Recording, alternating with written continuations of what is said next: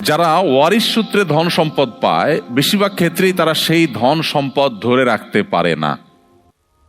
আর যারা অনেক কষ্ট করে পরিশ্রম করে মাথার ঘাম পায়ে ফেলে তারপর অর্থ উপার্জন করতে পারে, তারা বেশিরভাগ ক্ষেত্রেই তাদের ধন সম্পদকে ধরে রাখতে পারে, কারণ সে জানে অনেক কষ্ট করে সে উপার্জন করেছে।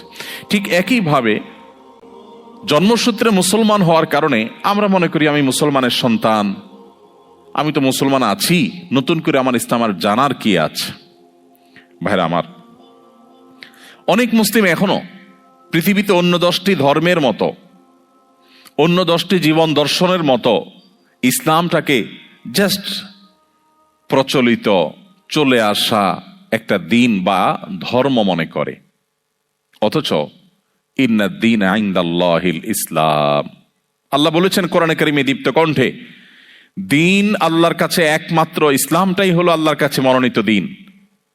আল্লাহ বলেছেন ওয়ামান ইয়াবতাগি গায়রাল ইসলামি দীনান ফালান ইউকবালা মিন, কিয়ামতের দিন ধর্ম হিসাবে, জীবন বিধান হিসাবে ইসলাম ছাড়া অন্য যেই কোনো পদ্ধতি অনুসরণ করে আল্লাহর সামনে উপস্থিত করা হলে সেটা তার কাছ থেকে অ্যাকসেপ্টেবল হবে না, আল্লাহ সেটা গ্রহণ করবেন না। অতএব আমাদের শক্তিশালী ঈমান দরকার প্রতিকূল পরিবেশে নিজেদেরকে টিকিয়ে রাখবার প্রয়োজনে। আর শক্তিশালী ঈমানের জন্য যে কয়েকটি বিষয় প্রয়োজন, তার প্রথম হলো ইসলামের মর্মটাকে ভালো করে বোঝা, যে ইসলামটা কি। মুহাম্মদ সাল্লাল্লাহু আলাইহি সাল্লাম যে জীবন দর্শন দিয়েছেন, এটা কি তার দেওয়া কোনো জিনিস? এটা কি তার ব্রেইন চাইল্ড? এটা কি সমাজ থেকে প্রচলিত অন্য 10টা মানুষের তৈরি বিভিন্ন সভ্যতা বা কৃষ্টির মতো একটা, নাকি এটা মহান আল্লাহর পক্ষ থেকে দেওয়া দিন? এই দিনের বৈশিষ্ট্যই বা কি?